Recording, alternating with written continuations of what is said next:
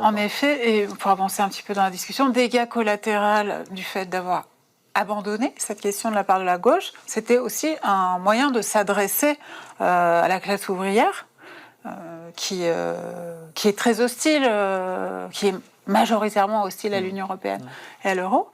On sait que l'idée de comment unir les tours et les bourgs, les racisés et les petits blancs, ça a été la grande question de l'année, du Parti des Indigènes de la République jusqu'à François Ruffin.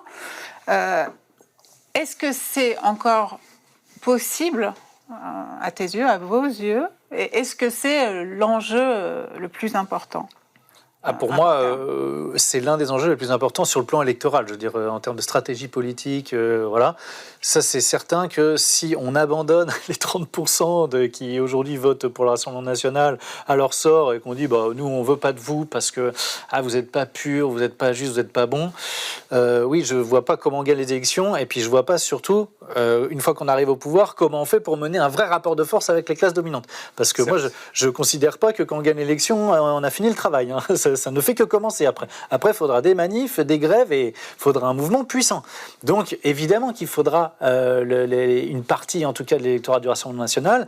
Et oui, moi, je suis assez consterné, en réalité, par une partie de la gauche qui peut être très méprisante à l'endroit de l'électorat du Rassemblement national, très jugeante, et en plus, où elle simplifie le réel en disant c'est tous des racistes.